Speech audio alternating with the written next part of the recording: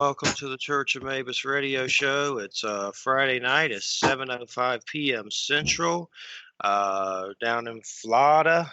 It's hot, of course. Got Wham here with us. How's it going, Howdy. Wham?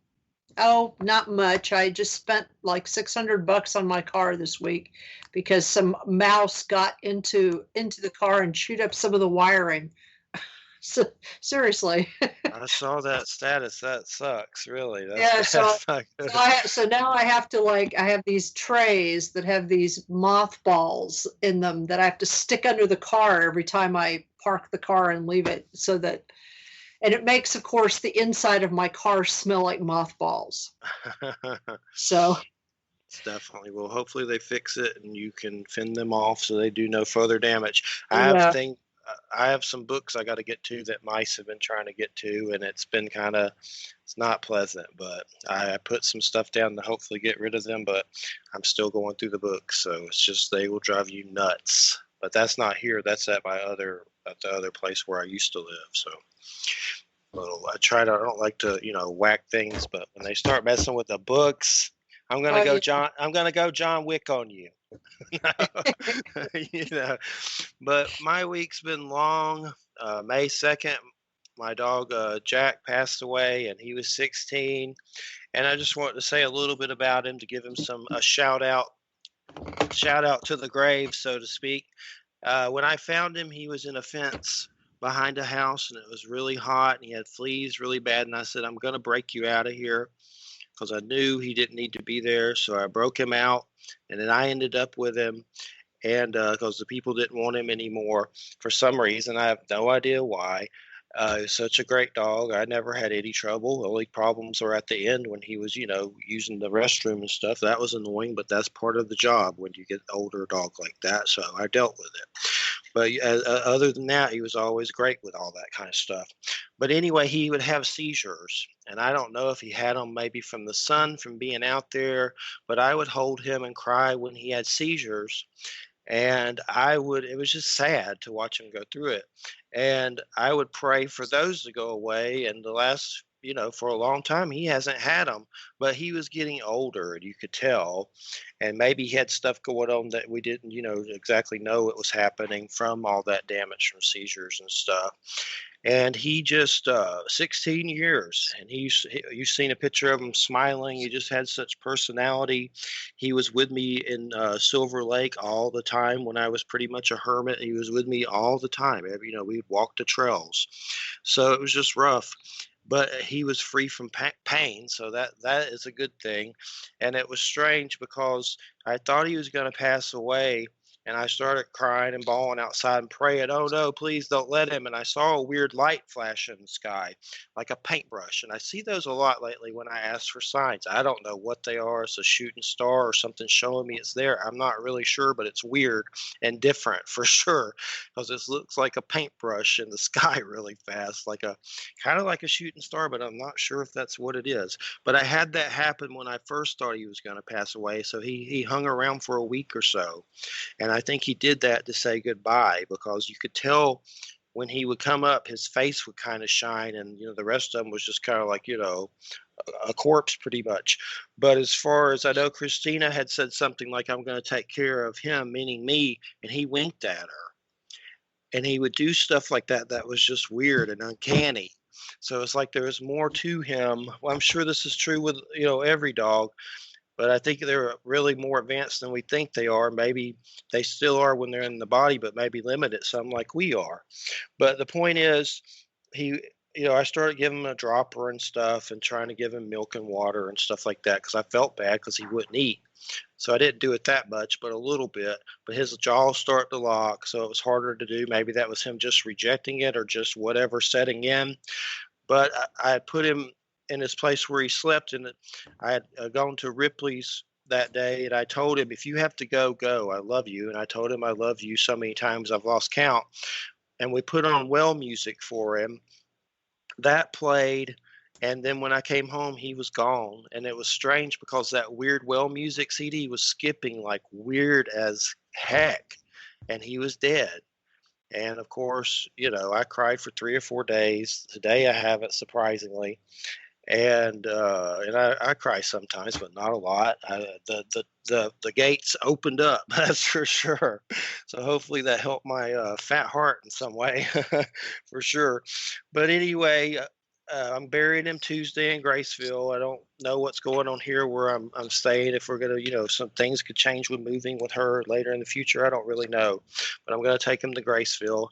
He's in the deep freeze, which creeps me out. I can't stand that he's there, but I need to take him to Graceville. That's where I know his grave will always be, and I can visit whenever I want. Here could be up in the air, so I didn't want to do that. So that's what I'm going to do Tuesday. And that's it. That's the story of Jack. He was like a son to me. And hopefully he becomes a dog man and visits us somehow or something. I don't know. I hope I'll see him in the afterlife. I'd like to think I will. Sometimes I'm thinking that he might be here now because there's been some weird little things happening. It's like, is he still in the house? Can he visit? So many questions. And I just don't want him to incarnate again and get to some a-hole or go somewhere where they eat dogs or something. So hopefully he's waiting on the Rainbow Bridge. That's what I'm hoping. And like I read from some online, some preacher or something, he said that heaven's everything you ever want. So why wouldn't your dog be there? So I hope that's true. So, right, if heaven's you being happy about every freaking thing, which maybe it is not that, but regardless, hopefully he's there. So that's the story of Jack, and I just want to give him a tribute, a memorial, if you can. And that's it. Thank you. And tonight's guest, bro, please don't feed the Sasquatch. That's Lilith Gray. How you doing, Lilith? Good to have you here. Hey guys, I'm excited to be here. So I'm looking on Amazon, and your book, you have really good reviews. You have 22. Mine has I have a Bigfoot book myself. It has 15. And it's got 4 stars still, though, somehow, so that's good. But you really got some good praise for your book. I guess give us a little background on what made you write this book. It was actual experiences, correct? Yeah. I kind of got, you'll have to excuse me. I'm so sorry. Of course, you get ready to go on a talk show, and I lose my voice. That's how it goes. But basically, we moved out into property that family had been on for years, and we started having these bizarre experiences that were, if you use regular, like it's another animal or it's something like that, nothing was making sense. So we just kind of went through this journey where we discovered that they were Sasquatch, that there's a lot of them, that they have a regular pattern of visiting us. They like Oreos. They don't like bananas. So we've kind of, through the years, we've built this relationship with these people, and it's been the highlight of my life in a lot of ways. And what kind of drove me to it is I've always loved to write, and I felt so alone in the beginning. So I thought if I could, put down my experiences and somebody else like I was that was searching for someone in the same situation, to kind of support people, I guess, in a way. And then to let people that are just curious about the subject look at it in maybe a different way than it's usually presented, like the Bigfoot horror film and books. So I was kind of trying to show a different side of them, I guess. And what was your initial experience? What was that like, your first experience?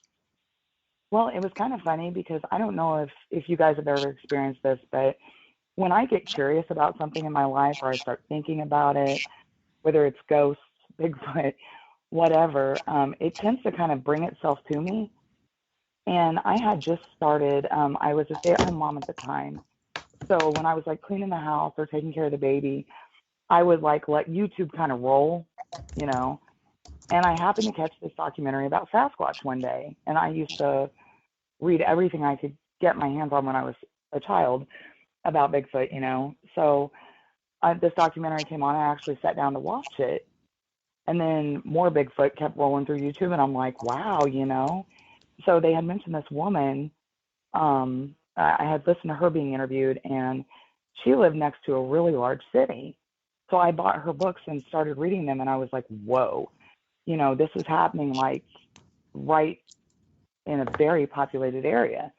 And I'm thinking, well, where we live, where there's nobody, you know, there's a big chance they could be out here too. So I just had done a little bit of research, and my husband had brought another podcast to my attention. So it's almost like sometimes I feel like I kind of drew him in, you know, brought him to me, I guess. When I get curious about something, that tends to happen.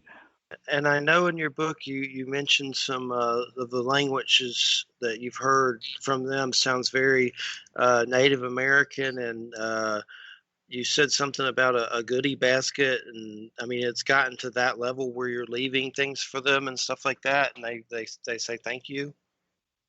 Yeah, actually, I went out right before I got online with you guys, and I delivered some apples and peaches out to them. I get the food out there. I let them know it's out there, and then it depends on where they are. You know, sometimes I hear them walk right up, and I just I try to maintain a respectful distance with them. I don't want them to feel like I'm trying to corner them into anything. It's anything other than just a gift, you know. And we exchange gifts, so I think we've got a pretty good level of trust built up. So I'm always like super careful not to jeopardize that. And yeah, so it's so funny that the experiences that we've had with them, there's been times that I've been absolutely terrified. And I mean, I think that once I got into it more and I started to realize they have abilities that people don't. Well, you know, I heard you on a podcast the other day with Russell, and you were talking about how you went into a chat room and you mentioned woo, and everybody freaked out on you, right?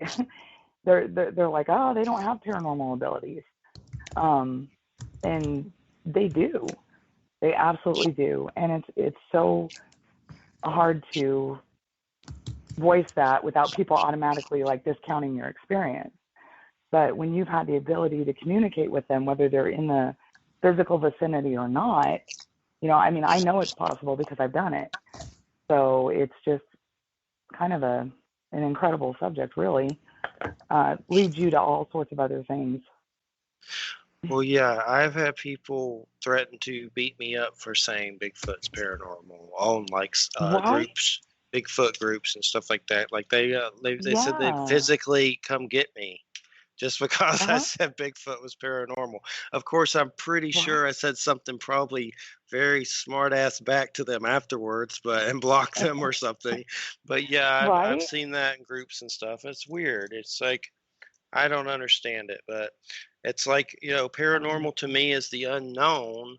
And if you don't believe in paranormal, well, everyone dies and you're getting ejected to the paranormal regardless, right? You're getting catapulted into the unknown at death. So I don't get it. It's an oxymoron, but mostly it's morons, I guess.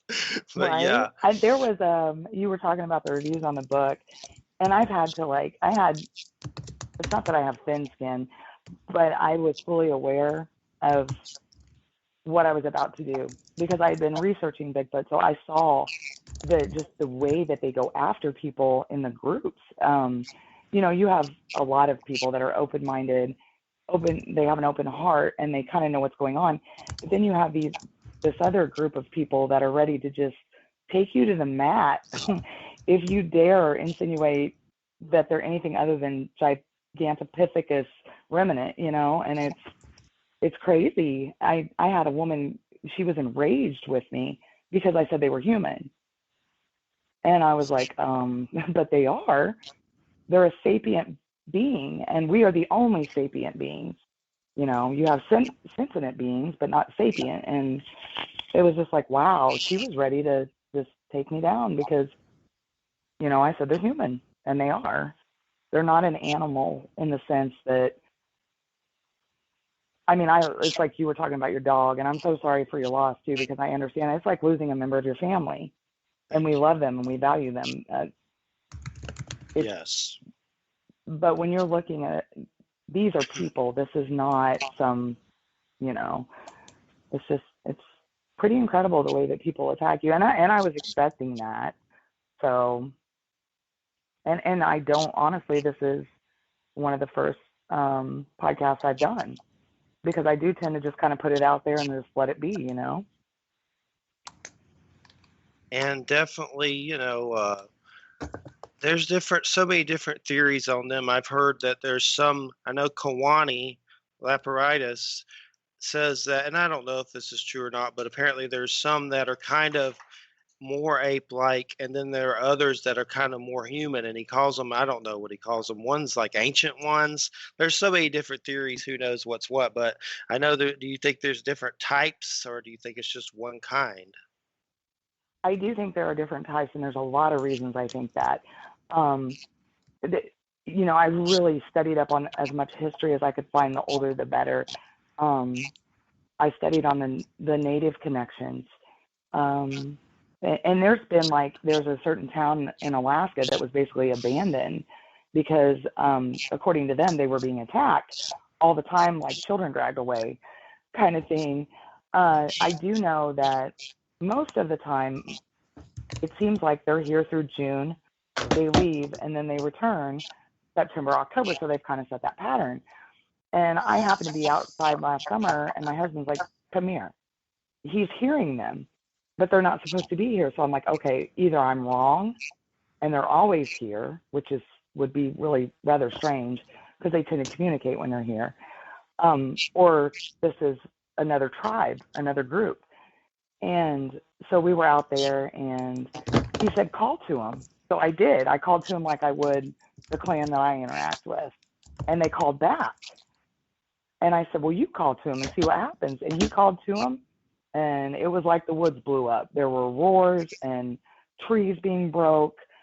And so I'm trying to establish that connection in my head with, the clan that I talk to. And I'm like, is this you guys? What's going on?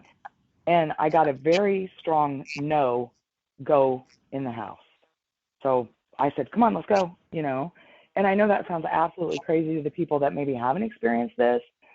And I'm a lot more vocal about telling people exactly what I experienced, because I need to be brave so that others feel comfortable sharing their experiences and putting that out there, that they're capable of these things. Well, one person I've interviewed before, Stan Gordon, when it comes to Sasquatch and UFOs, he's just right in your face with some cases that are very interesting. Mm-hmm. And I think that's Pennsylvania, Stan Gordon. But yeah, that's a good one to look up if you've never heard Stan Gordon. But he's I have a lot of his books. Well, I have all of his books, but definitely some great cases involving Bigfoot and UFOs. And I think there's even evidence of stuff. There's definitely some in-depth stuff from him. You can just look him up anywhere. Stan Gordon. He's been around for many moons indeed. But well, check that out. Yeah, it's definitely worth it. And Kawani Leporitis, another, a lot of strange take on Sasquatch. He had the book Psychic Sasquatch. He has Sasquatch people, and definitely, I've seen some of his seminars. He definitely, he gets into portals and all kinds of weird stuff. So he definitely, in your face paranormal for sure. Cool. I'll check it out. Yeah. And neither of them care about what anyone else thinks, probably, as far as little, freaks in little Facebook groups. For sure. Right.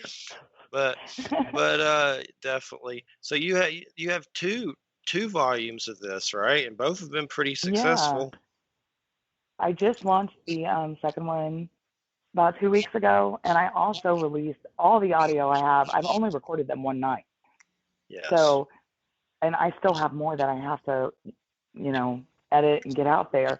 But if you look at just like the whole of all the audio in one night, I swear they were having a wedding or something was going on out there that night. And I was lucky because I captured several pieces of like actual language.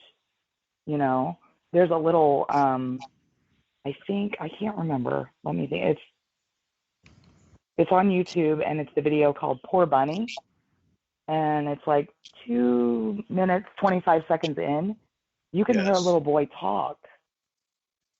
And I mean, it's like they're singing songs in the woods as a large group. And I think that was several clans that year that, like, when I put the apples out there, I invited them in and they were like, woohoo, the gang's all here. And they had quite the party. And to catch all of that and to hear them sing songs together, you know, they have to have a culture. They have to have, you know, that amazed me so much Well, I to know, hear them yeah, sing together. I've heard some of the Ron Moorhead stuff, and it's kind of like that, a lot of whooping, but it's like kind of tribal. And I know Yeah. I've interviewed Ron Moorhead. He has the book Quantum Bigfoot, and he definitely has been on Coast to Coast and stuff, but he's got some great audio, and some of it does seem, like that, like it's a tribe. And I couldn't even begin to repeat the little word the boy said, but he was saying it, and then they said it in the song. So it means something to them. And then there was one Sasquatch that was really ticked off at a coyote, I think, because you can hear it. And that was called the Coyote Conversation. And he shouts a word that sounds like he's saying Emotep or Emotop. I mean, it's very clearly language. And I actually quote Ron Moorhead from that book that you just mentioned, The Quantum Bigfoot, in volume 2 in the introduction, because he's the one that talks about the language, you know, that how big of a deal this is that they have a spoken language, you know. So yeah, I love that guy. Yeah, That's awesome definitely. you got to interview him. And have you visually seen them ever, or did you just hear them? What has it ever been visual?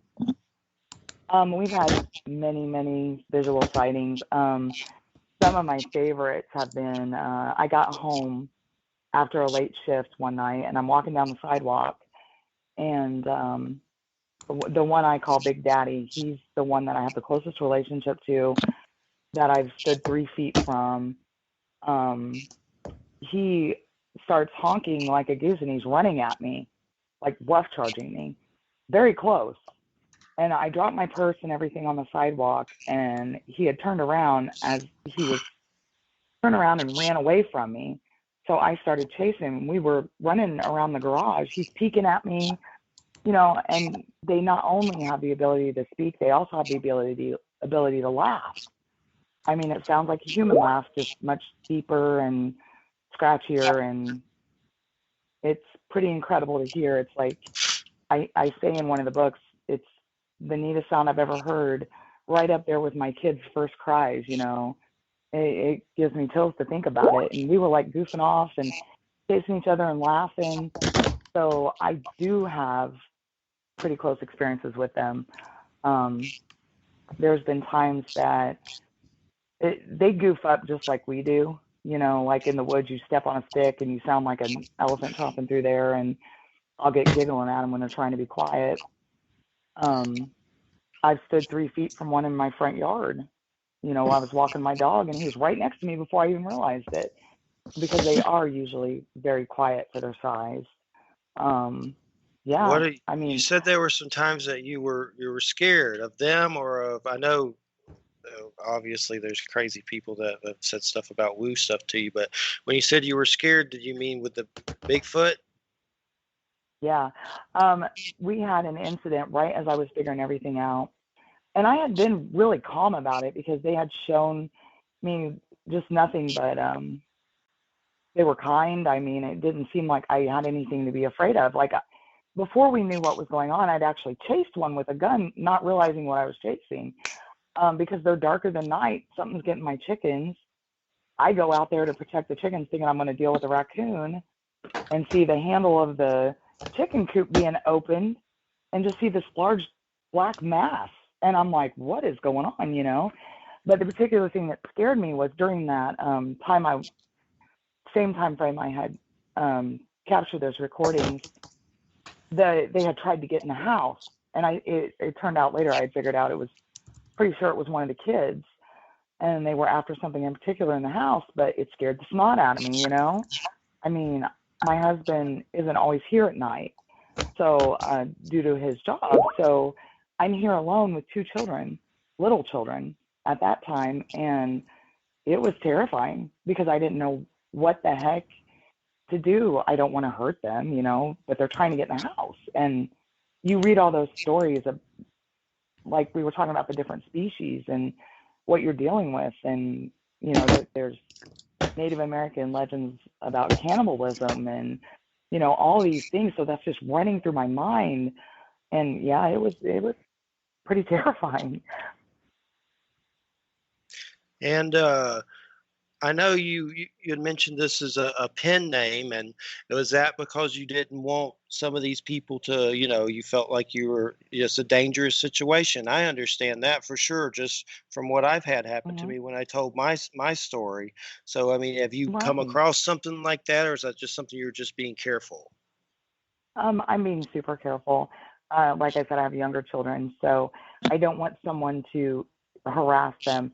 It is also for the protection of my friends because I don't want somebody to think they're going to get rich and walk out. And most likely, even if somebody did try to come after them, knew who I was, knew where they were, and they're not like they'll go hunt somewhere for a week, come back. I mean, they're not always like sitting in my backyard in a lawn chair or something, but Yeah. I was afraid that somebody would, think they were gonna. We actually had an event that happened about a month and a half ago that kind of worried me a little bit.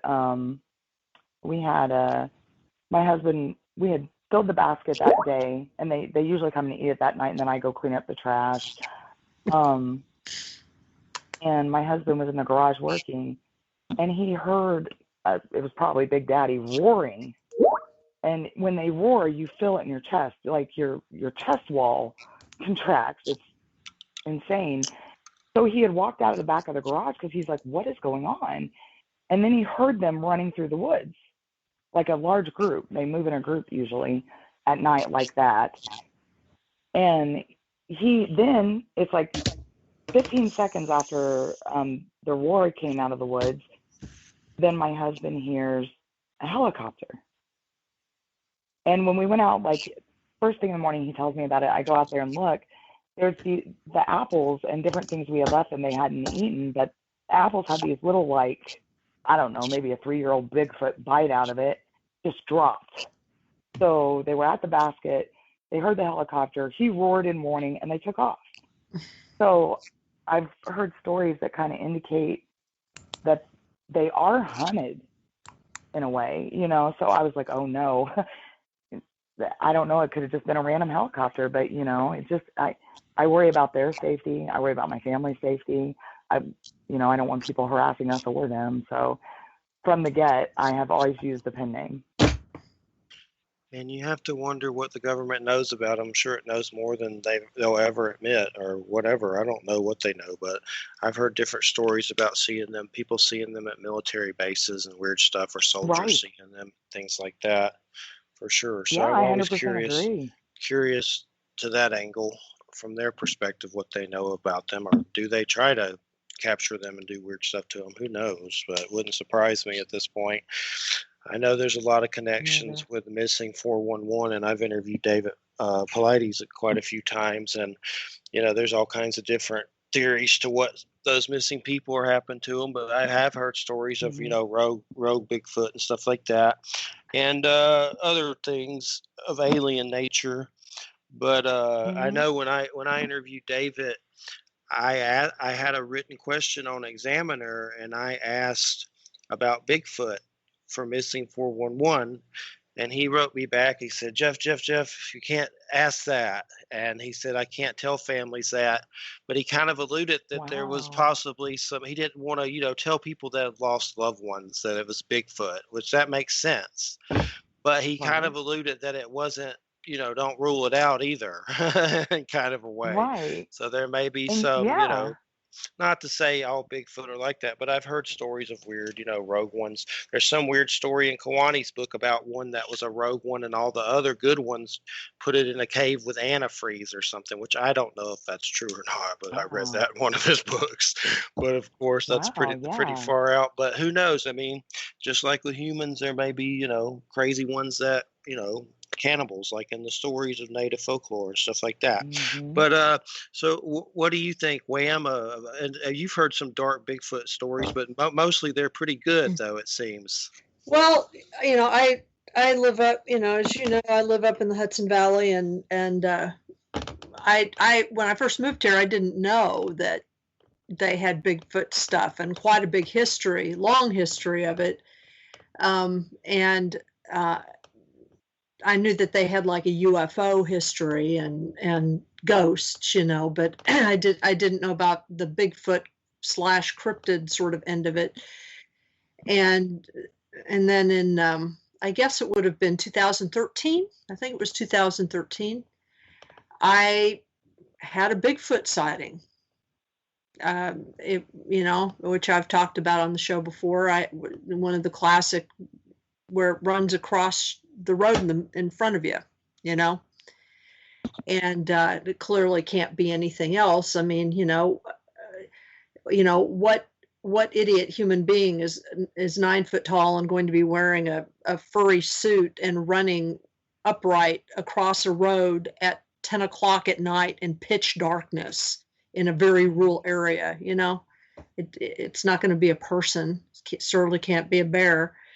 But that's when I was introduced to Gail Beatty, who is the Bigfoot researcher person here in the Hudson Valley. And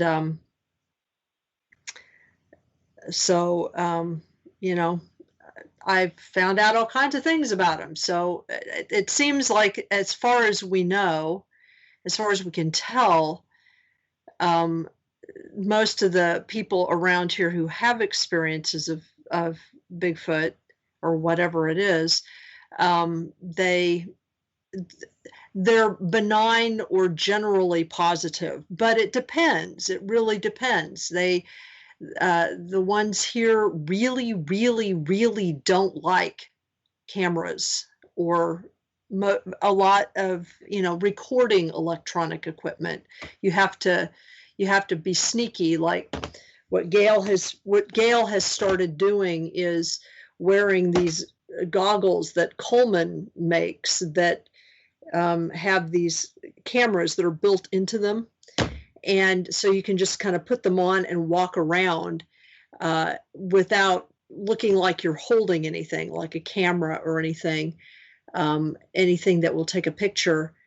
And then you can go home and look at that footage, or I guess it's not really footage, I guess, because it's digital, but whatever it is, second by second, to see if anything shows up. And sometimes things do show up. There are all kinds of really weird things that show up, like 1 second they're there and the next second they're not, that kind of stuff.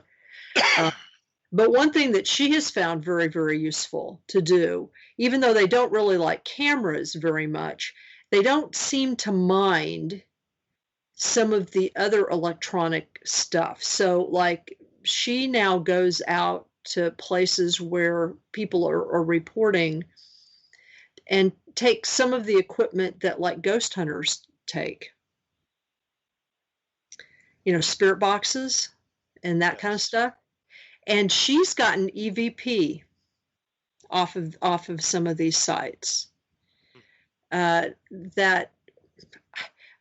know if they're ghosts or what they are, or Bigfoot. I have no idea. But it's like in broad daylight, in these open fields, you'll get something saying very clear things. I mean, I've actually heard her recordings of it.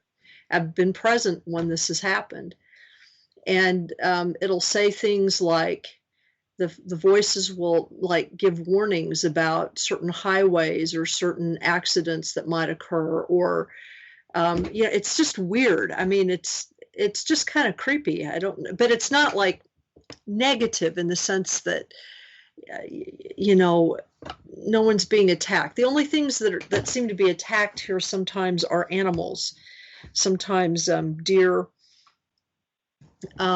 and sometimes other animals, like domestic animals. So there's one of the ways in which we can tell, or that Gail can tell that it's Bigfoot and not just, because we also have bear and a few other things, that it's Bigfoot and not something else like that, is the way in which domestic animals sort of react around places where it's, where the sightings have been. And I know, Jeffrey, that I talk about this in the book that I wrote about the Hudson Valley, and I very clearly link Bigfoot to, or at least in terms of the area in which we live. We live in, the Hudson Valley is an area where you have everything. You have lots of ghosts. You have all kinds of UFO and other types of things like that.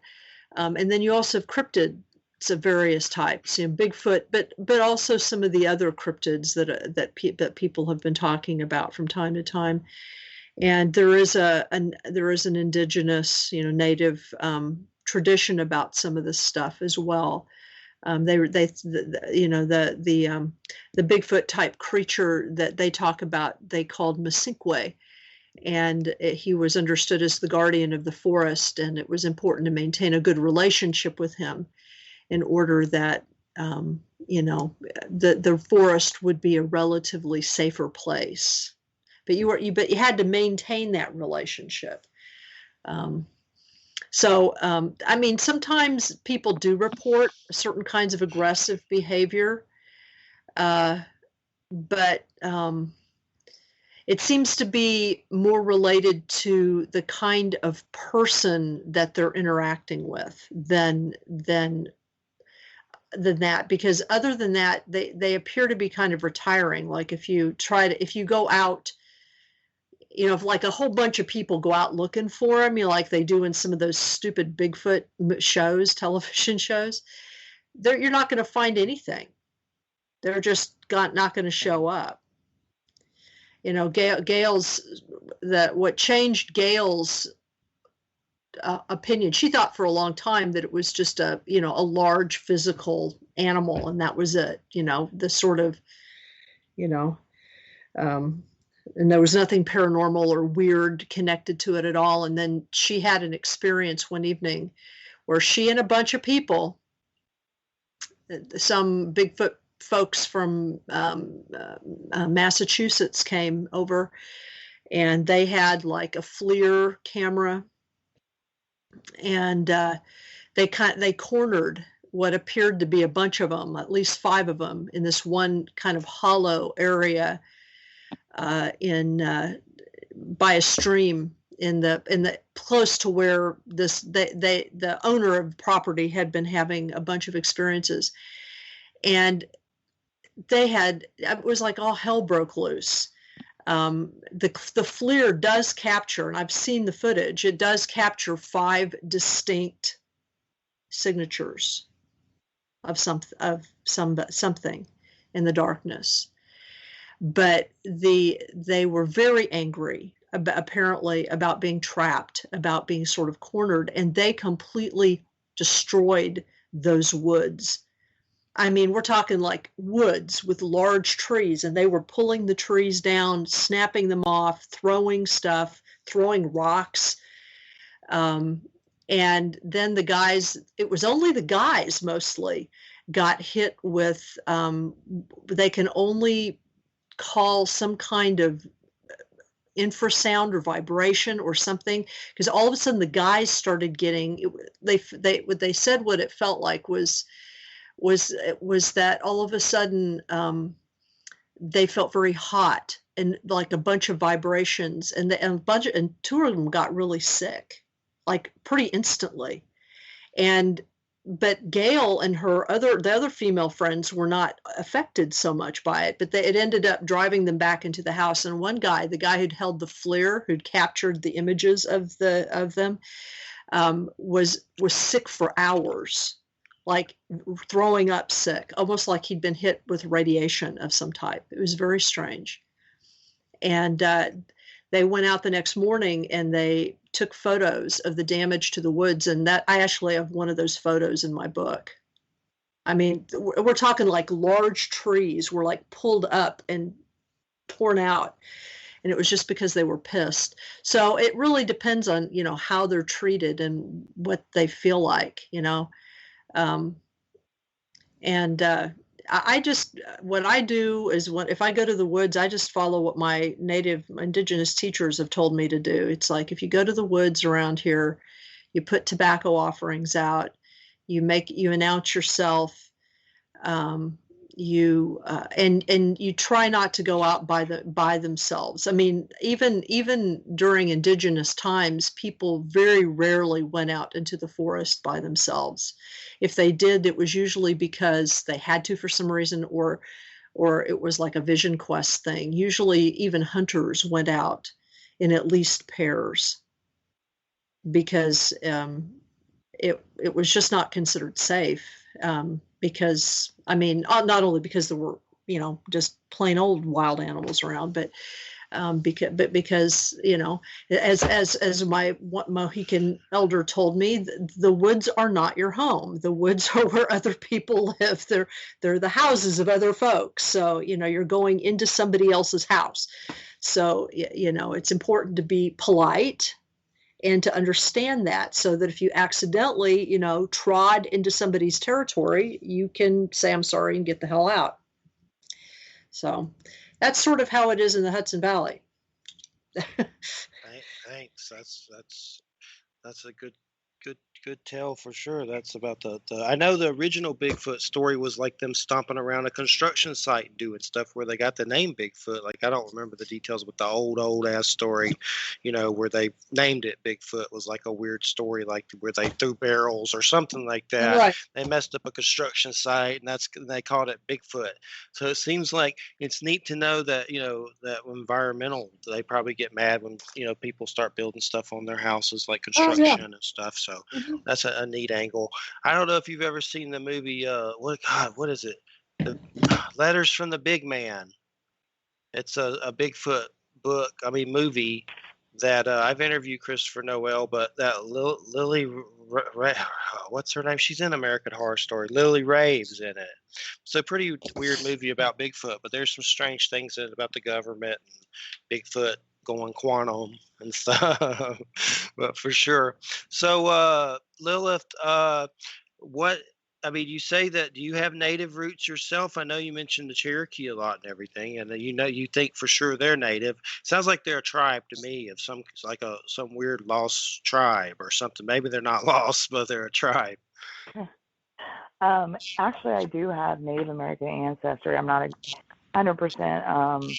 Most of it, I have it on both sides, but most of it comes from my mother's side of the family. And it's kind of interesting because my grandma recently passed, but my grandma was a very native-looking individual. And whenever grandma was over, they were always up in the grill, at the edge of the woods, kind of peeking. And they seemed fascinated by her in a lot of ways. So I really love what Wham was talking about, because I think that is, they can feel a person's intentions. I really believe that. They react very differently to different company I've had. At first, I swear they liked to torture my husband. He would be peeing in the backyard and all hell would break loose in the woods, and they'd break branches and throw trees, and like kind of what you're talking about, just on a smaller scale. They like to mimic our voices as well, and they would love to mess with him and make him like come over somewhere thinking I'm yelling for him, and it's not me, I'm in the house. And but she's exactly right, because it is their home, and I always treat it as such. And I always remember that when I'm out there, and I've always had kind of a reverence for the woods anyway, because the nature's like, the best thing to get out there and just like get away from all the crazy in our civilization, just step away from it. And I always consider that their home. So I haven't had any I've been hit with infrasound myself, and I detail that right at the beginning of the second book, because that night they were trying to come in the house, I actually went for a weapon. They couldn't have seen me. I'm in the house, they're outside the house, but they knew what I was doing. So there's a way that I didn't know what it was. I had vaguely recalled seeing things about that. But when I went for the weapon in my closet is when I I thought I was going to puke. I couldn't breathe. I couldn't remember how to load it. And that was what made that night even more terrifying. Was they were coming. I think it was one of the little kids on the back porch and trying to like scrape at the door and everything. But I felt so helpless because I couldn't do anything, and I don't ever want to have that feeling again. I've never had it again. But they knew what I was doing in the house. And my plan wasn't, of course, to go out with guns blazing. It was to sit and wait and see what happened, because to me that would be like shooting another human being. And I'm very tenderhearted. That was not what I wanted to do, but I felt I was terrified. I didn't know why they wanted in the house at that time. So yeah, I mean, it's been quite the ringer, but now we're on the other side of it, and I'm just enjoying planting an orchard for my family and theirs, you know, and kind of having just this coexistence with them. So how does your husband take all this? I mean, is he open to it, or is he like, oh, what's going on with this? Well, how Well, is he with it all? oh my gosh, they love to mess with him, especially in the beginning. It was like they were daring him to react aggressively. And like even before we knew what was going on, he'd be in the kitchen in the middle of the night and something would come up and slam the window, and he'd turn around and then run to the window, and he can't see anything. You know, he's like, what is going on? Or it'd roar at him. So at first, he never, when I was going through all this by myself, he never said, I don't believe you or anything. He supported me. But at the same time, there was that reluctance to acknowledge that exactly what I was saying was actually happening. So he was, and I asked them, I'm like, please, will you please show yourself to him so I'm not alone in this and I don't feel crazy. And I will never forget, and I detail that in the second book a lot, watching him see Big Daddy for the first time from 60 feet away is also one of the best moments of my life, because he couldn't talk. He was cussing and talking gibberish at the same time and pointing like a little kid. And we were in the house, Big Daddy was in the backyard, and it was the best. And it was complete and utter vindication for me, for him to see. There was no denying he was looking straight at a Bigfoot, and that's what I needed. And I just waved at him. I'm like, thanks, you know, because yeah. So he's much more relaxed with them now. Now they still don't seek interaction when he's home most of the time. You know, I think that they look at the males. It's like what Wham was saying. You know, they're pelting the males with the rocks. I think they have a more animalistic view of that. You know, but so, yeah, it's good now. Are there other people in your area that are seeing them as well, like neighbors and stuff? My neighbors have had Ivy. I talk about our friendship in the book and how she helped me get through all this. She's had experiences. She's never got to actually full on see them like I have, but she'll catch a glimpse, or they're roaring, or they're hitting the side of her house. And it's so funny that you asked that, because it was like 3 days ago, a friend of Ivy's left her home, and it's right across the road from mine. And my daughters had just went in the backyard. We were all like planning stuff and playing and, you know, making a lot of noise. So this friend of hers is starting to leave our road and going down the road, calls Ivy, and she's yelling, I just saw a Bigfoot. I just saw a Bigfoot, you know, freaking out. And I told Ivy, I said, it's probably coming. I heard the kids outside, and it's coming to watch them. The neighbor children will talk on the bus about playing with Bigfoot in the woods in front of my daughter. There's been trail cam, like people were talking about there was a bear out here. It wasn't a bear, I'm pretty sure, because when they run on, like they go down on their knuckles and run, they look more like a bear. I mean, if you know what you're looking at, you know, but if you're trying to like talk yourself out of what you've seen, it could be a bear. And another neighbor's teenage son was hunting last fall and asked his dad, he said, I saw a bear, but it wasn't a bear. He's like, it stood up and ran for a long time. So he's talking to his brother, another neighbor, about it. And he said, don't you remember Grandma and Grandpa talking about the hill people? And leave them alone. They're hill people.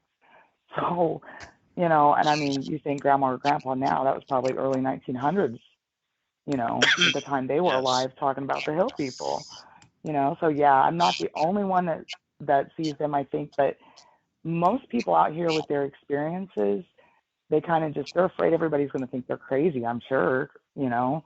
And so they just kind of, it's a very Bible Belt area, and they just kind of keep their trap shut. And, you know, it's like my husband's own family that lived here before. I asked my husband, I said, did Grandpa ever mention anything? And he said, no. You know, and he's thinking. A couple of days later, he comes back and he says, you know, something really strange about a guy that was in World War II, that was a medic, that wouldn't go outside after the sun fell. He said, I just realized that Grandpa would never go outside after dark. So, you know, Grandpa could have seen something at one point and just thought, nope, I'm not going outside after dark now. So, I don't know. And are you going to do another book in the series? I've had a lot of people ask me that, and I was kind of like, the way I ended this one, I kind of left it at the point where I could, or I could write another one, or I might not. You know, I really enjoy writing. It's hard to find the time is the big problem. We have more experiences that I could detail. It's just finding the time. So I'm going to say probably, because people are interested in hearing about it, and that's basically why I do it. Has the UFO subject ever come up? It's funny that you should say that, and I haven't really spoken of this until right now. My husband actually is the UFO guy, so we had kind of happened upon. Have you ever got to interview Dr. Stephen Greer? I have not, but I know of him. I've never interviewed him though, but I know who you're talking about. I love him. I think he's really cool. You know, his documentaries Unacknowledged and stuff like that. And we ended up getting that app that he talks about in the second documentary. That's got like the tones that are supposed to basically, I guess, bring up the aliens. I don't know.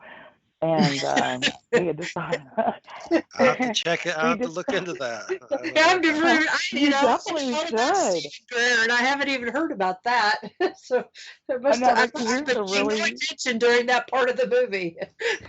Yeah. Wait, hold on. I will even get the name for you guys. He's a controversial person. And well, you know, the New Yorker magazine, you know, that really hoity-toity magazine, New Yorker, which I actually do subscribe to because I live in New York and am hoity-toity sometimes.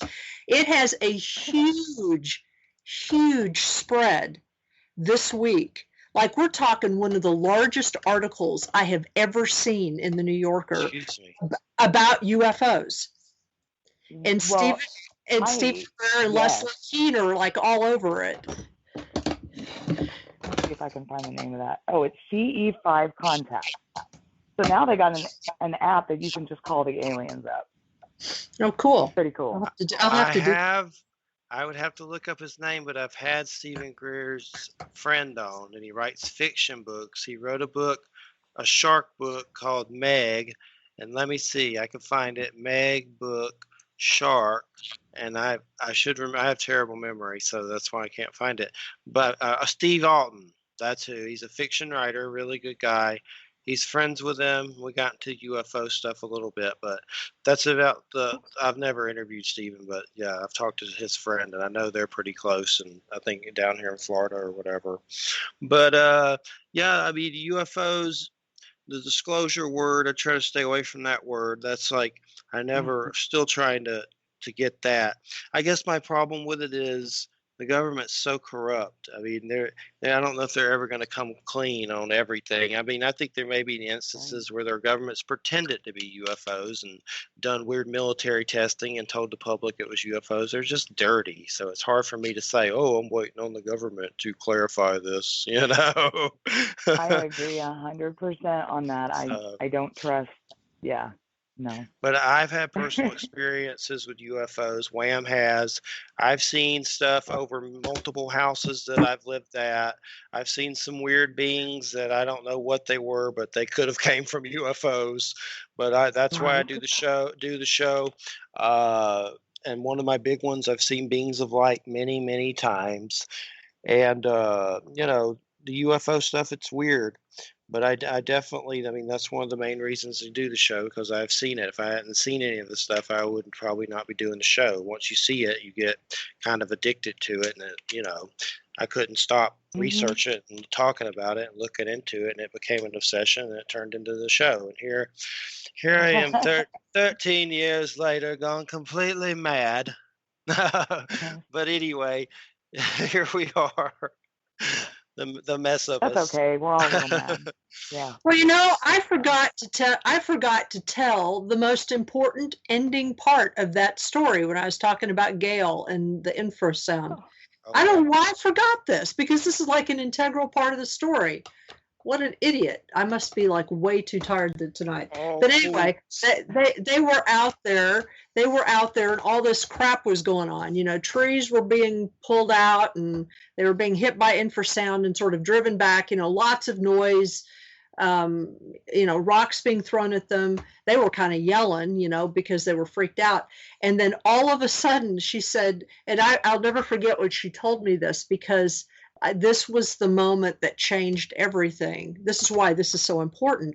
All of a sudden, a blue light shot up from those woods into the sky, and everything went absolutely silent.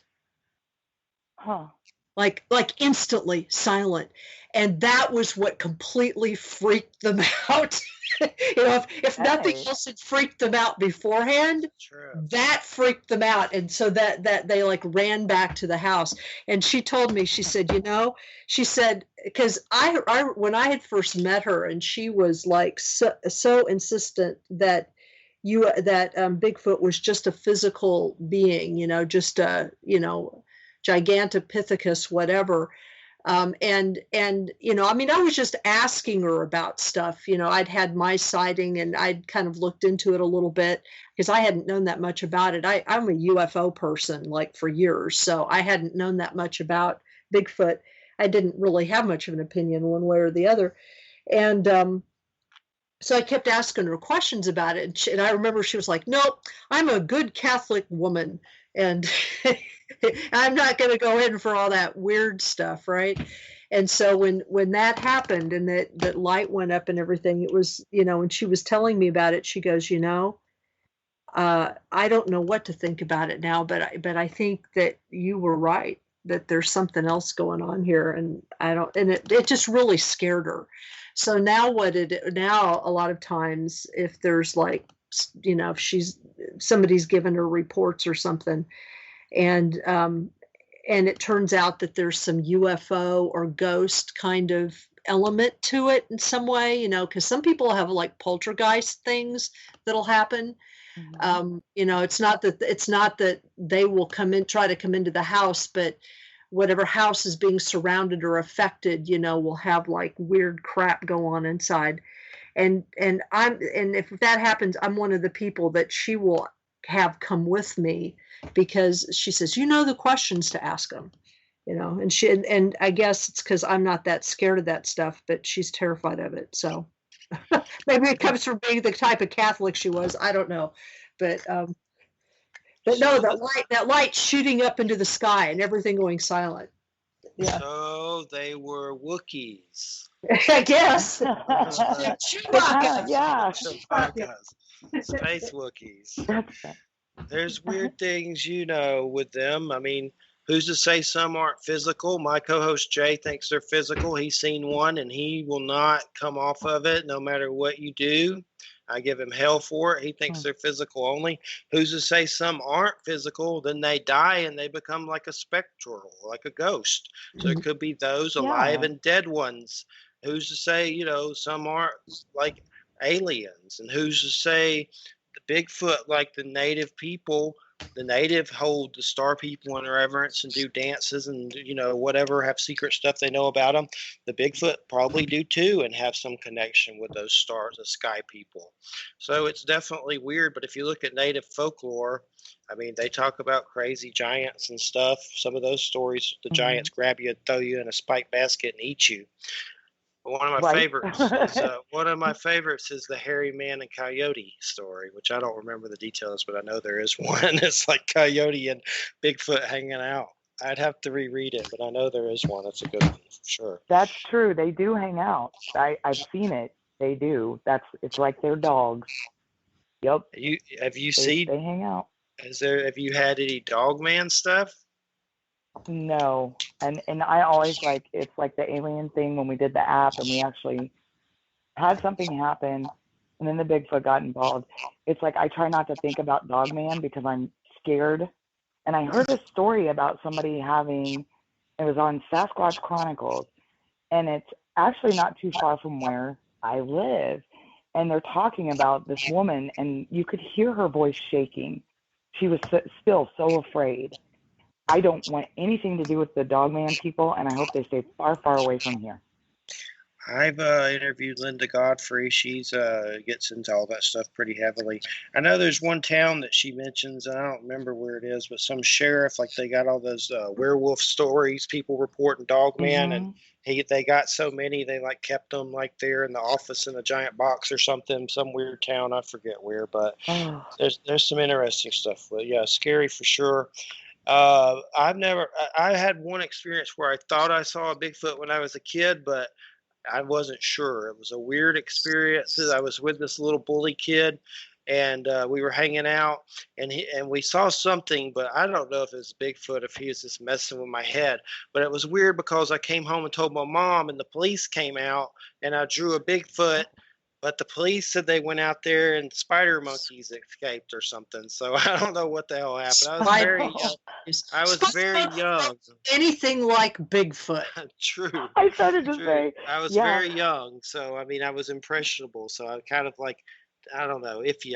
Other than that, I've never seen one. But I've seen weird alien stuff that I'll never forget. Little cloaked beings in the woods. I saw a little weird fat Buddha kind of man that looked alive and gray, like one of those weird places statues you'd see in a Chinese restaurant. He was in my backyard, and he was like, it looked like a gray fat Buddha, and it vanished.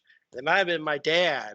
He was a big guy. Maybe it was him in a spectral form or something, but it reminded me of like a statue you would see. Another time, reptilians kind of hologram like. I had some psychedelic usage with that one, but they were very strange. And that night, my brother saw red eyes in the woods, and this guy named Greg went nuts and tried to drive his truck in the lake and kill us like he was possessed. So that was weird. So it might have been something demonic. I don't know, but that was a crazy night. One of those fear and loathing. Do you guys ever think that maybe? Go ahead. Do you guys ever think that maybe there's like, I don't know, and it's so crazy that the older I get, the crazier the experiences get. Do you guys ever wonder if there's like this veil dropping and we don't know everything? We don't see all the sights. We don't hear all the sounds. It kind of feels like maybe, I don't know. I didn't know if you guys had opinions on that. If it's like we kind of get thrown into another realm for a minute and then everything cleans up like the Upside Down, or I don't know. Oh, you mean like Stranger Things?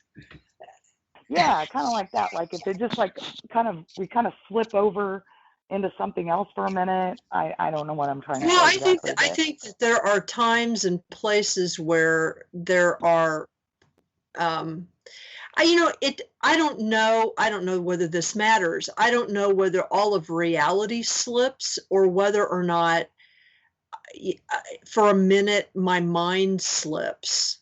I mean, what I mean by that is I'm able to suddenly glimpse another place. I'm not necessarily in it, like physically in it, but my mind can like maybe perceive things that maybe are always there, but because I'm focused in our reality so much, I don't see them. I mean, that kind of freaks people out if I say that, because they're like, well, does that mean that things are always like in your room. And it's like, well, maybe. I mean, if you don't see Probably. it, if you don't see Yeah. it, then you don't care, right? So it's like, Right. you know, Right. and they wouldn't Just some of my necessarily experiences. always see you either, you know, because Right. sometimes I've had the experience where it's like I catch a glimpse of something and it's so surprised to see me, you know what I mean? It's like I suddenly appear to it. Yeah. There's this guy named Paul Eno who we have interviewed, and he's a researcher, a paranormal researcher out of Rhode Island, and he's written several books. You might be interested in some of what he talks about because that's sort of his working theory, is that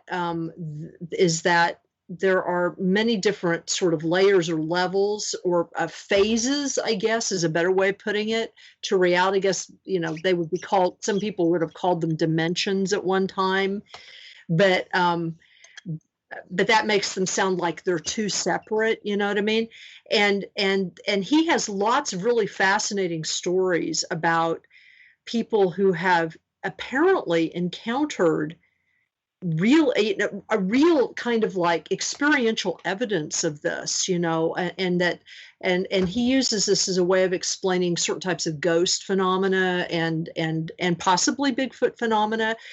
He had the experience just a few years ago of seeing his first Bigfoot for the first time, and they were out in a place in Rhode Island doing something. Were they in Rhode? They were in Pennsylvania. They were researching a kind of a window area in Pennsylvania, and they were looking for UFO stuff and ghost stuff, poltergeist stuff. And all of a sudden, this Bigfoot, he was by himself in his truck outside in a moonlit field, and all of a sudden, a Bigfoot just started walking across the field in front of him. Wow. And he said that he felt this incredible sense of privilege, Mm-hmm. that he was seeing this, what he considered to be a truly magnificent being, because of how it was walking. You know, he said it was just, you know, it was like he was in a field where whatever the crop was like chest high on it. And it was just, he said it was just walking through this field gracefully, you know, just so there was so much ease and so much, you know, he said it was just beautiful. And, but he has these really interesting sort of stories about, and theories about how our reality sort of move and bump. And and there are some beings in some of these other realities that are predatory, and they or, you know, negative with regard to human life, and they're very interested in sort of latching on to people or causing fear. And the reason they like to cause fear, specifically, and these are not when they're defending themselves, you know, that's different. But the reason why they like to create fear is that they sort of feed on it. Right. I can see that, like the dog man thing. Yeah. But so you might be interested in some of it. Yeah, you might be interested in some of his stuff. His name is Paul Eno. That's Eno, Paul. He's got his books aren't too expensive, but he's got great stories in them, great accounts, good research. I wrote his name down. Yeah, good research, really good. Did Jeffrey disappear? Oh, there he is. There you are. See me? We lose him? Yeah. For a minute, there were two of you again, and then you went away, and so now you're back. So anyway, I don't know what the hell's happening with this thing lately. It's not even. Usually Skype shows me when I'm on cam, and it's not. So I usually stare at myself, which is not good usually, but I usually do. But I'm not even on there anymore. So it's weird. I'm missing. It's gone. We can hear you. That's a good part.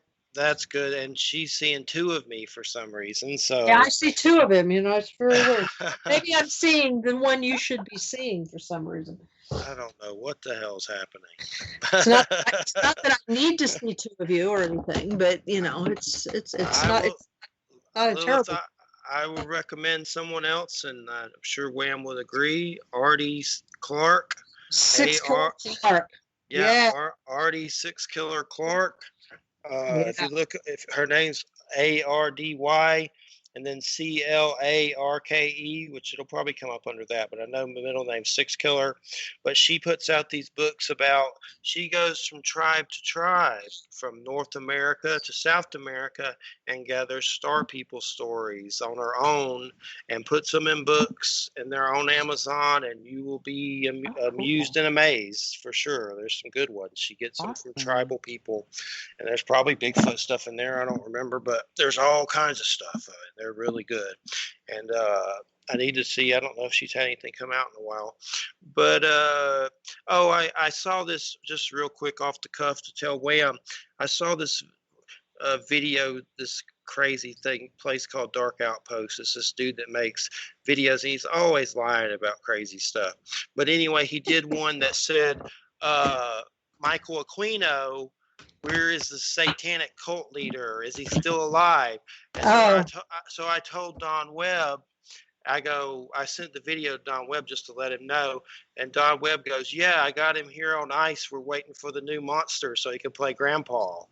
But I was mostly just telling them because I was like, dude, these dudes are crazy. I'm just telling you for your safety because it mentioned, all that stuff. But anyway, it was just funny. But Lilith, I don't want to, I don't know how much you want to, have your kids had experiences? I don't know if you want to get into that or not. If not, it's okay. But how are they taking it? How are they taking it? Well, they love it. They think it's the coolest thing in the world. And the children, I keep a really close, I trust them, but I'm also now aware more than ever that there are so many things in this world. So I keep a pretty close eye on them. We had an experience this past fall where they were mimicking me. They were behind the garage, and my daughter's up waiting on the bus, my oldest. And they said, Maddie, come here. And they're talking in my voice. They're like, Lydia, come here. And she's like, guys, knock it off, And she told me about it. And I'm like, so I'm like trying to get the message through to them. Don't do that. That scares me. I don't want you calling my kids where I can't, and they've never done it again. So I keep kind of a tight reins and a close eye on them just because, I don't know. But the experiences that they have managed to have with me 3 feet away from them have been pretty cool. They've both had visual sightings. They both talked back and forth to them in the woods. They love it. They think it's incredible. And I have to watch my younger one because she is younger. So she doesn't really think that it's an odd thing. I think she thinks everybody has Bigfoot friends. So she'll like randomly say something and I'm like, we don't talk about that with everybody around, And she's like, why? So yeah, I've never really felt they were any threat to my children because I think that they have a super strong sense of family. And I think that that might even be one of the reasons that they feel that their kids can run amok here and they're safe, is because I don't, I'm pretty protective. And I think they're the same way with their kids, and they understand that and they respect it. So yeah, my kids love it. They're not afraid because they've been raised with, my oldest girl had a sleepover and she comes into my bedroom and she's like, Mom, would you please do something about the Bigfoot looking in the window in the family room? She's like, my friend is going to see it and she won't come over anymore. So she's seeing the red glowing eyes and his face is up against the window. And she's like, do something, Mom. Oh they like to look at children. I don't know what that, I don't know what that's about, but they seem to be really fascinated. They do. I think maybe it's the innocence and they don't really have anything to fear from them as much as the adults, maybe. Like a kitten, maybe. They're cute, I don't know. But you're absolutely right. They adore my kids. We've had a couple instances where when Ray was little, it's almost like a river that runs through our property. It's a really large creek, and it can get going pretty fast. And we cross it occasionally to get mushrooms and things like that. So we're out there mushroom hunting, and I noticed that there's all these, and she was little bitty. She was probably like 2. And I noticed there's all these mushrooms growing out of the creek bank. I'm like, oh, Brian, right there, go get him. It's in deep water. You'll be fine. So he's over there waiting in the water, and his hands are getting full. So I'm like, okay, I'm going to wade out to him. And it was still really cold. It's cold here in April, you know, when you're mushroom hunting, the water's cold. And so I'm trying to get the mushrooms. Lydia's got a hold of Ray, and everything's fine. They're sitting on the bank, and then all of a sudden, Ray just bolts up right into the water. You know, she's 2. And it's extremely cold, so we freak out and run over there and get her out of the water. And we're all stripping off clothes and wrapping her up because it's quite a walk, and it's straight up from the river to the house. So they paced us all the way back to the house. They were worried, and you could feel it. They show concern for my children. I've lost good friends, family members, animals. Bandit from the first book ended up passing away. And that was really, really rough. And they knew it. They were right there. They offer concern. They'll bring me a pretty rock and set it on the edge of the porch. They care about us like we're part of their family. Well, I had to actually tell them to take all the food, you know, because they're concerned about our survival too. And I'm always like, guys, it's fine. Go ahead, you know. So, yeah. And one thing I was wondering, I'm not saying this is the truth or not, when it comes to, maybe Wham can help with this, were there any native tribes that were like way back before, you know, the ones we know about with Geronimo and stuff that maybe could have resembled like a Bigfoot type thing, and maybe they could be spirits of them or something weird? Do we know of anything like way back in the day, way back, like something that maybe could resemble something like that? Maybe it's the spirits of the dead, and the veil's thinning, and they have powers or something. I'm just theorizing here. Well, the only stories that I know of, I mean, that I've heard of, that I've heard some other stories, but that I can, you know, say anything about is, according to Barbara Alice Mann, who is a Seneca elder, you know, of the Haudenosaunee, we call them the Iroquois, one of the nations of the Iroquois.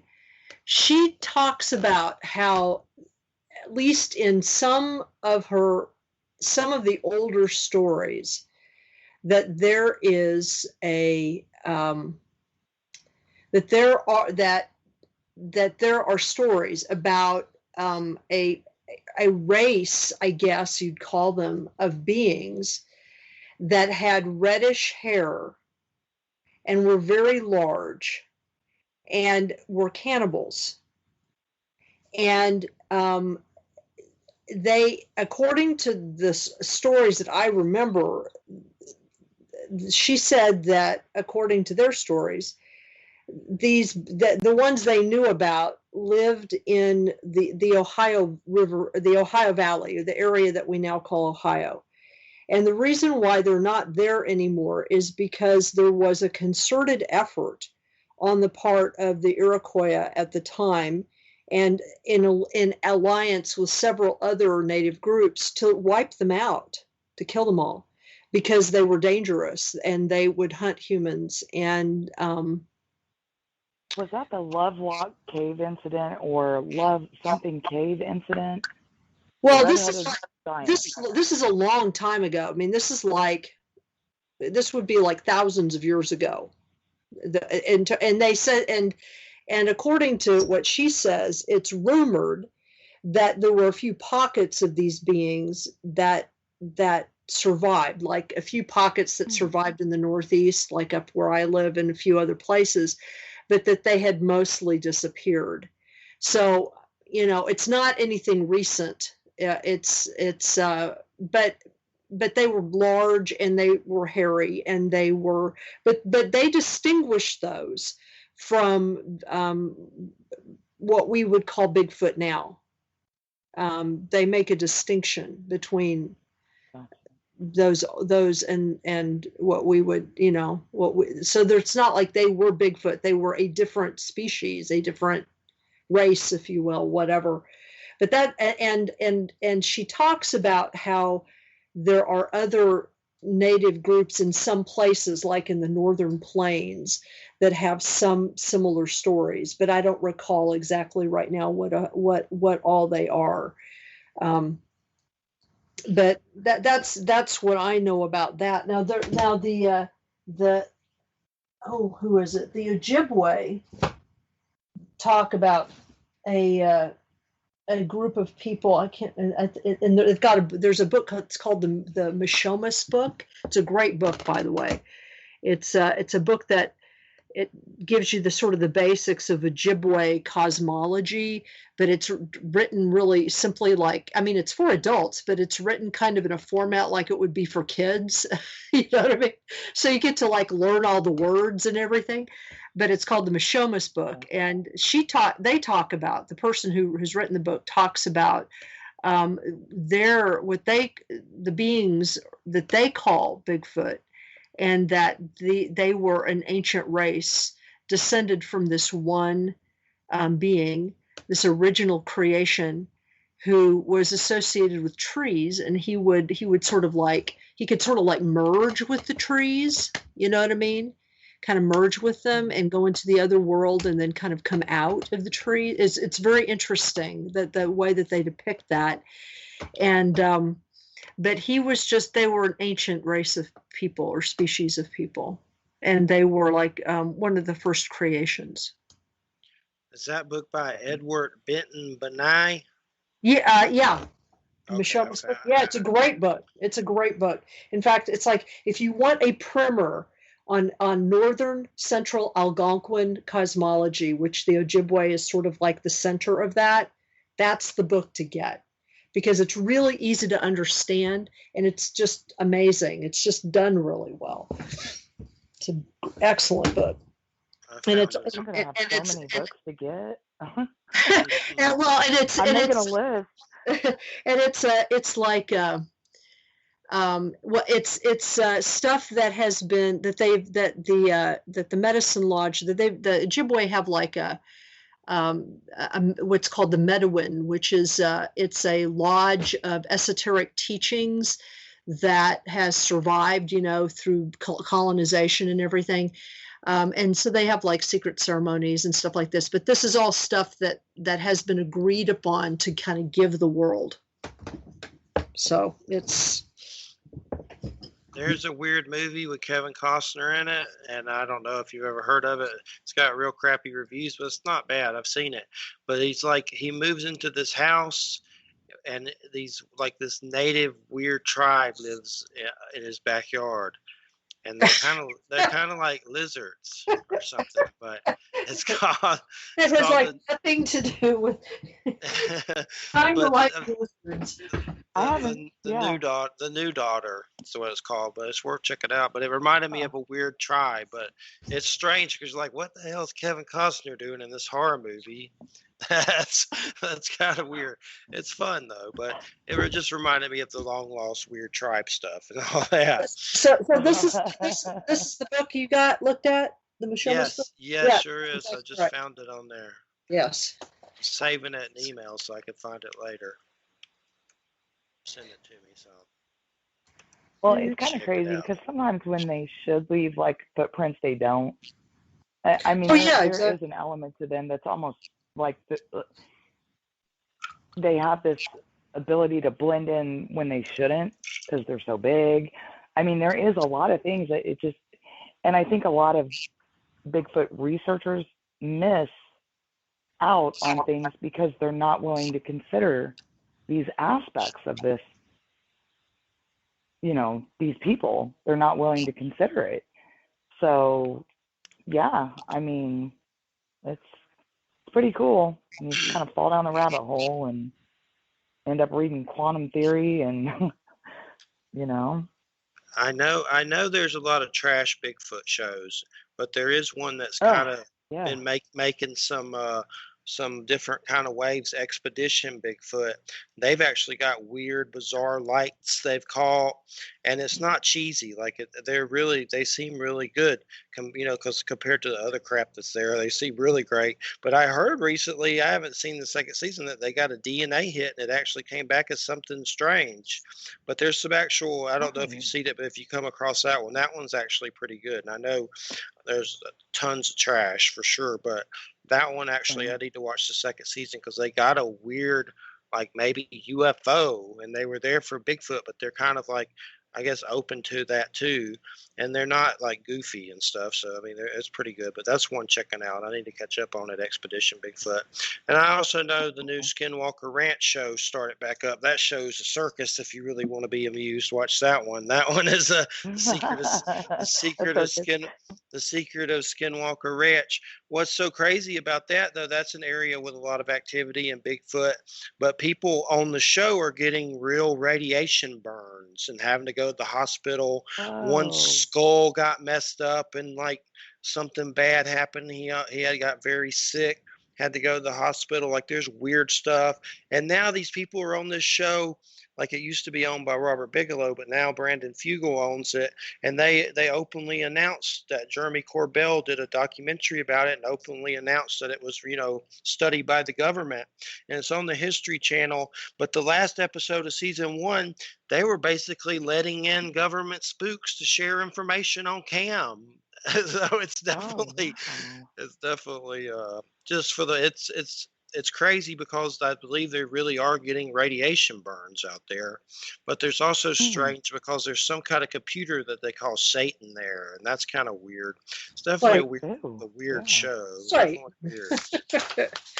Paired shows, that one's getting pretty crazy. But I know they just had like something about government people came out to talk to them, and they were talking about the last episode of season 1 to where they were going to share info with people from the government. But if the government still owns it, but I guess he owns it now, I don't know. But there's a lot of spookery going on there. That's why that's definitely one to keep up with. Hopefully no one croaks on there, but I mean, I don't trust it, but I think stuff happens there, but I still don't trust any of it. I would like to know what was it, Jacques Vallée? I always mess up his name, but the French ufologist, he went there. I want to know what happened when that dude went there. Yeah. We'll never know. Right. He'll never say. Yeah, he got disclosures, government disclosures. But that's a good show on history. That place has got all kinds of crazy stuff happening there, portals and radiation burns and Bigfoot and UFOs, and I mean they've had a lot of phones go crazy. I have a friend, Ryan Skinner, that hangs out with those guys a lot. I've interviewed him before with Chip Plesher. But there's definitely strange stuff going on there. I heard there's a place like that in Florida, but I don't know where it is. They're keeping it hush-hush. But I know Stacy Brown and them know about it, and we're doing something there. Some kind of place, ranch, where there's a lot of weird activity. But I have no idea. Maybe in the Panhandle, but I don't really know right now. So I guess when it comes to the Bigfoot subject, Lilith, what do you hope to do in the future with it? I mean, I know you're going to do some more books, but are you getting a lot of feedback from people? Are they writing you and stuff? Yes, it's crazy. I always feel weird.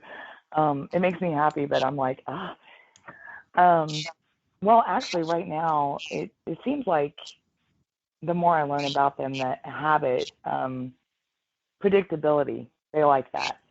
So usually in the summertime, we eat supper outside.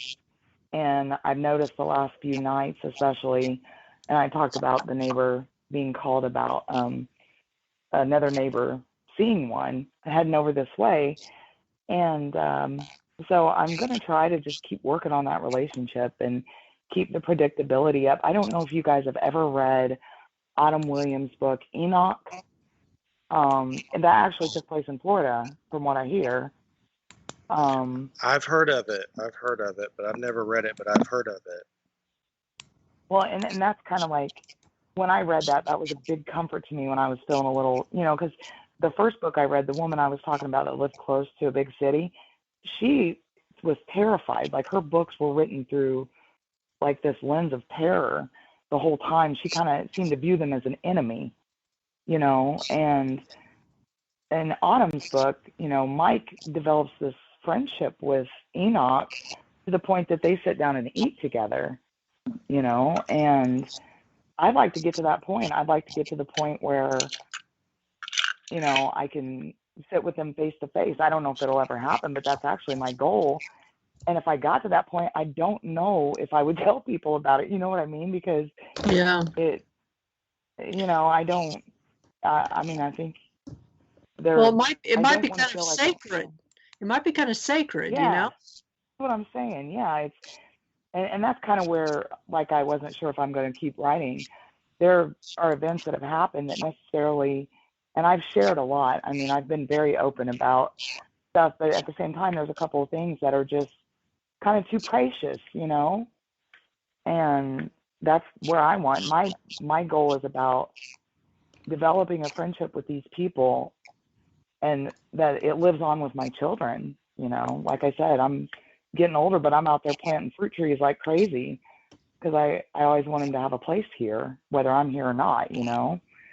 And that's kind of my thing, is just keep relationship building, you know, maybe get to the point we can try to have a conversation. You know, so far the only thing I've said face to face to one of them was, well, hello, good morning, because he just popped up right in front of me and he just grunted at me. So kind of went, ugh.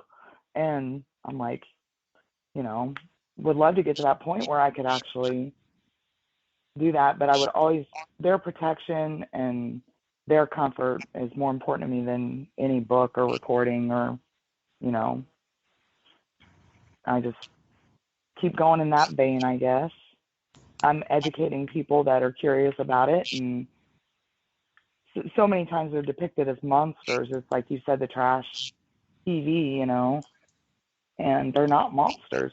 No, they're not. So I just no, they like to put that out they there. live here. They live here. This is their home. It is. So it is, and I just Melba Ketchum did that study in the maternal side of it. I know she got kicked around for that, but I mean, I believe it. The maternal side of their DNA is human, us, Homo sapien, you know, and they're our cousins at the very least. You know, they have a lot. I think they have a lot more gifts and ability to harness the gifts more so than we do, even.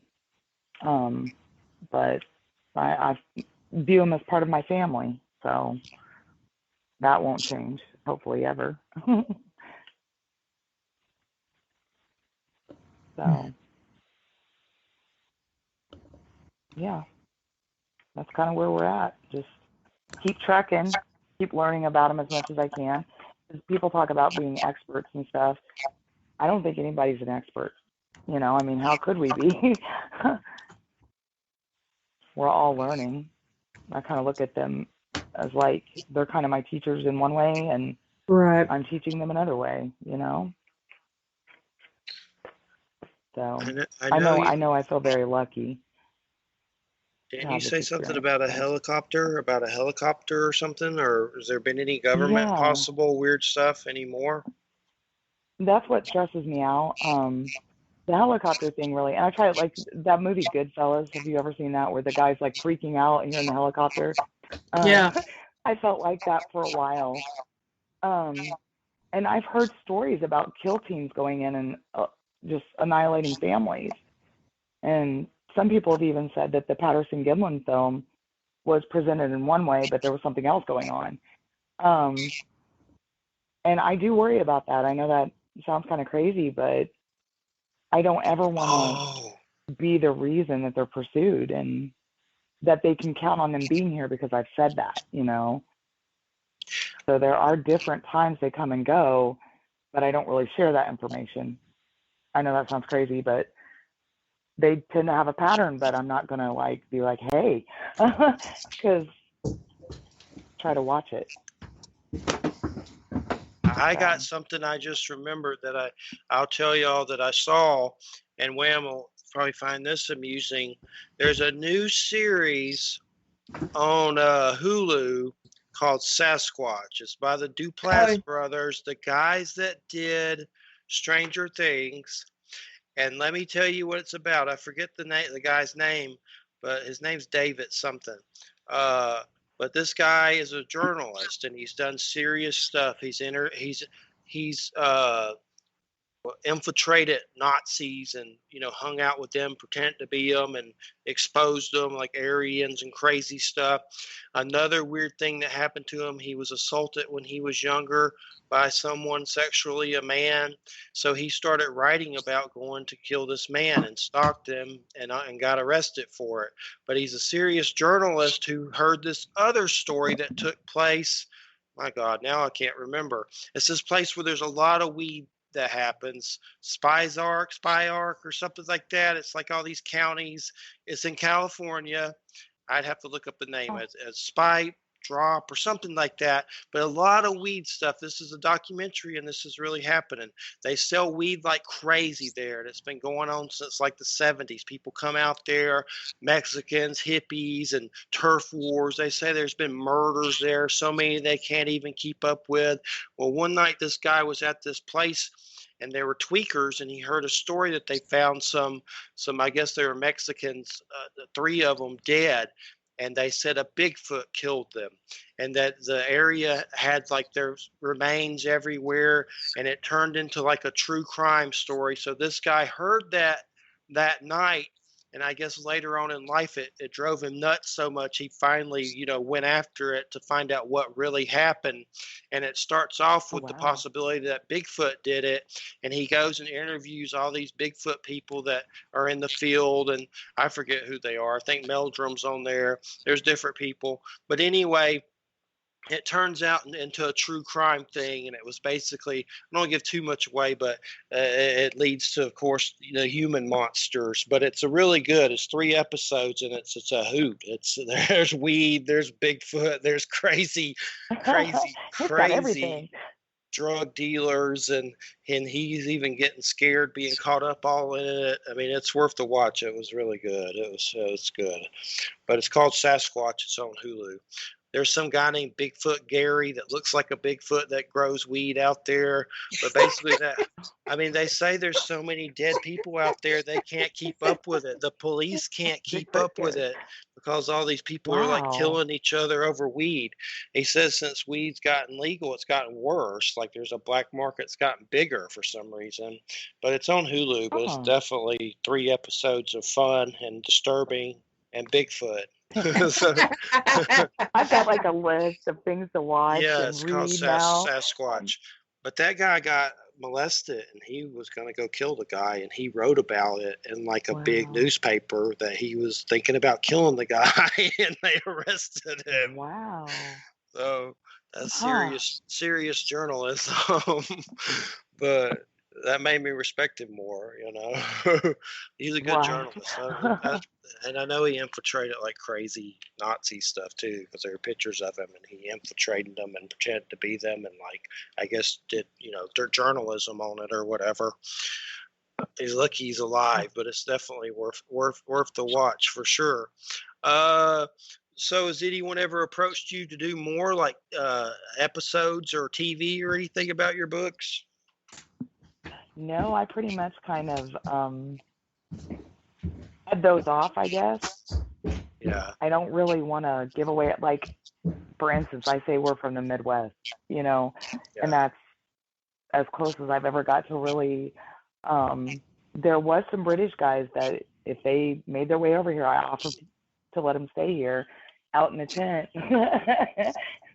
I would have to record that from the inside because I bet there would be some funny stuff happening because I don't know. I do know that when that was like I had encounters when I was younger and didn't even realize it when we were camping, because you don't necessarily know what you're dealing with. You see red glowing lights in the woods, you don't automatically think Bigfoot around here. We're not an area that's typically associated with them. So I try to be really careful. And I don't know if I was approached for something like that I would even want to, I kind of just, no thank you kind of thing, The closest I've come to TV is Stacey Brown in my face in my house with a camera in Florida. And He's been on Yeah. Finding Bigfoot, and he's been on all kinds of different stuff. But he lives in this area, and I was going to be in his documentary, but something happened with the audio, and it got messed up, so I didn't get to be on there. Like there was a technical problem, so that Oh was kind of man. that was kind of disappointing. But I got to smoke. I smoked a doobie with someone from Finding Bigfoot, so that was fun. But probably shouldn't tell that story too much. But anyway, I didn't hear only. anything. That was my yeah, but I don't really care about being on TV. It made me nervous. The night before I was up, I couldn't Right? sleep, and then you got a camera Yeah. on you, like your skin's crawling. Yeah. Stacey Brown looks like Jesus almost looking at you, Jesus of the South. It made me nervous. Like I don't know if I want to do this. I'm gonna throw up. But for some Right? reason, the audio got messed up, and I was like, "That's a metaphor for my life, let me tell you." And they didn't use it, but maybe that's Right? good. The government spooks didn't see me and put me on a list. So, I know, right? I'm but always like yeah, afraid. I'm like, Amazon has my social security number. No paranoia here, but yeah, I know. I know what you're talking about because I get ready to go on this show, have an allergy attack, and then sound like B. Arthur, but we're rolling with it, you know? that's right. It's good. Another a I love movie. B. If you Arthur. a movie that letters from. Let me find it. Letters from the Big Man. This is a good movie about Bigfoot. It has Lily Rabe in it. She was in American Horror Story. It's called Letters from the Big Man, 2011. And it's different. I've interviewed this guy, but let me read the description. See full summary. The reviews could be better, but I thought it was good. Christopher Munch did it. Sarah Smith, an artist and government hydrologist, sets out on a post-fire stream survey in a remote part of the Opus wilderness of southwestern Oregon. In the course of her journey through this ancient and ecologically diverse land, she unwittingly finds herself interacting with a Sasquatch man, and a mutual curiosity ensues. As their friendship deepens, Sarah must take bold steps to protect his privacy as well as her own.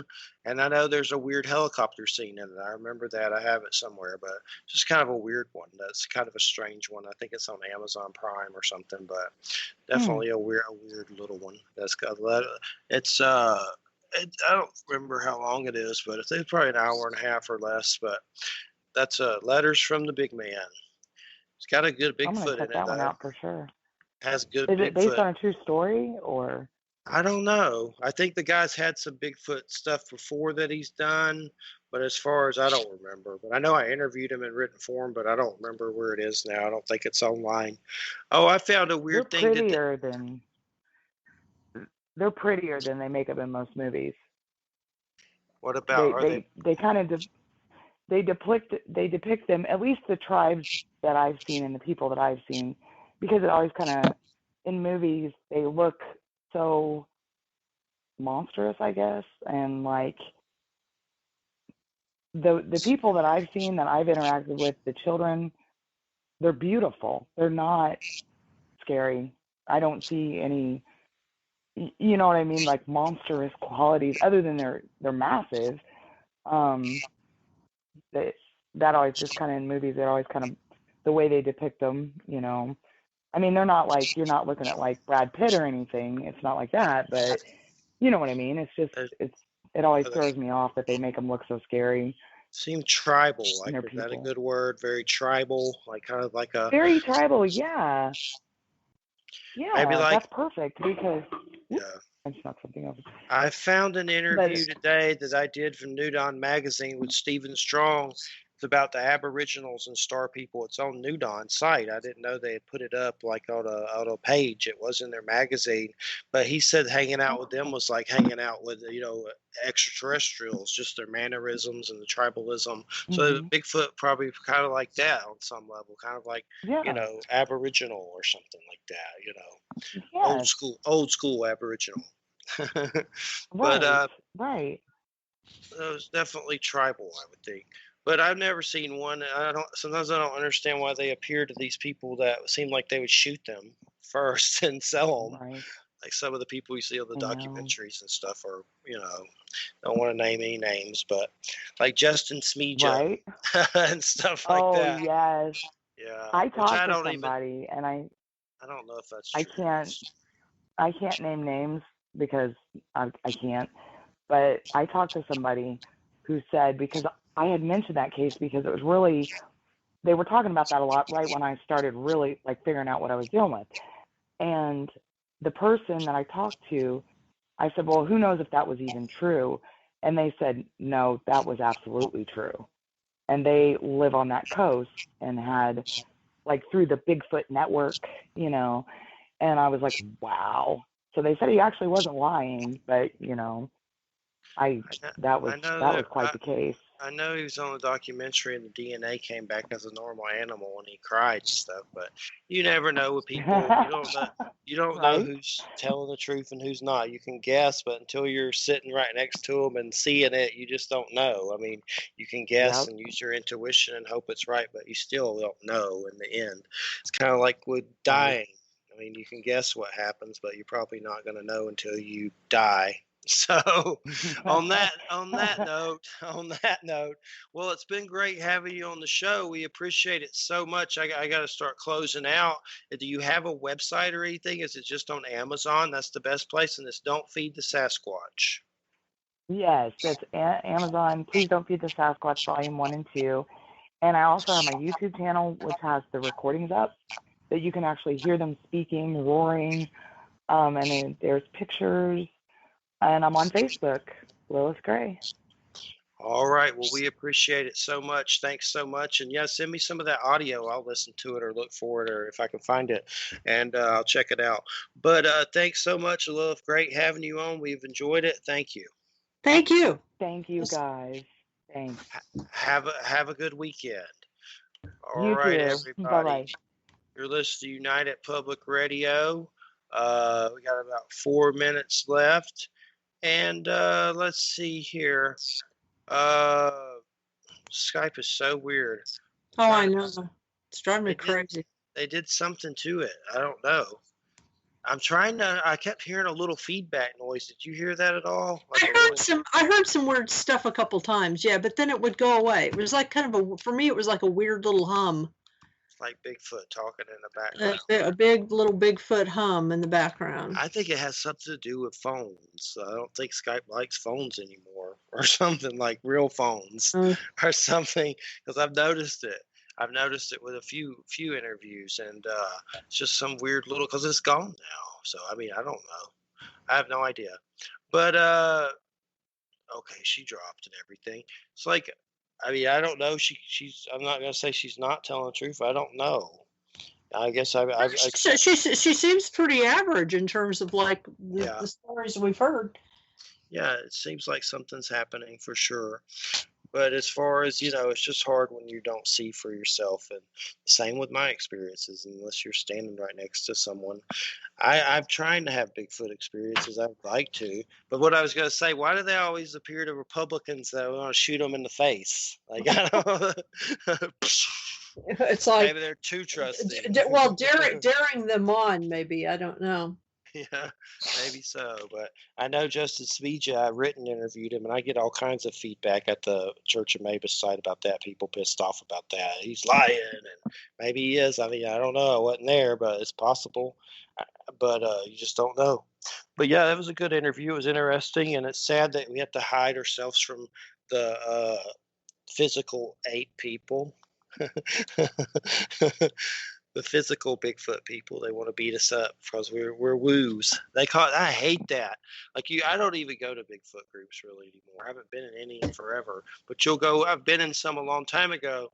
And if you mention paranormal, it's like woo woo alert, and throw you out and block you. I've never had that. I guess I've never joined Bigfoot groups, so I don't really care. Don't. Don't. You'll get a woo alert. Woo woo. Yeah, I would be woo woo. And you know me, I'm not woo woo actually. So I just don't worry about it. We got like a minute off the cuff. When we croak, will we see our dead pets again? I don't like calling them pets. I don't like calling them a pet. My dog. I'll put it this way. I think that love always returns in some form. We may meet our pups and cats, they may not be exactly who they were when we knew them because they've grown and developed. Yes. That's it. Someone told me Jack will have a new body and speak in binary. Yeah, well, right. And some part of him may hang out because, I had this great cat named Lou, and in fact, I haven't had my own cat since him, and it's been almost 20 years because he was just too good of a cat to have another cat, of my own. And but he regularly appears in not so much in my dreams anymore, but I have him over his ashes over there. But I have like two friends that he regularly appears in their dreams. Oh, okay. And he was quite a person. I mean, he was something other than a cat. He was just sort of a being, some other kind of being in a cat form. And I think that I'll meet him again. I don't know that he will look like Lou, you know what I mean? Yeah. He'll be something else or somebody else, but I'll recognize some essence of him as Lou. So We've had some things here. I saw a little white shape move in the corner of my eye. She felt something on her ankle in the kitchen. I've seen me as a light being holding Jack, and he's kind of made of light. Like, I've had some weird stuff like that. So I've seen him smiling in my head, like the picture. Like I see him. yeah, that's a great picture too, by the way, of his smiling. Definitely, With all his little fangs out. Yeah, for sure, for sure. All right, everybody. Thanks for listening, and have a great weekend. Keep on trucking. That's all we can do. Keep on trucking, baby. Yep. And then I got to drink more water because from tears, I think I dehydrated myself. That's what Christina said. I'm dehydrated from tears. All right, everybody. Thanks, Webb. Thanks, Joe. Everybody have a good weekend. Take care. Bye. Bye, everybody. Bye-bye.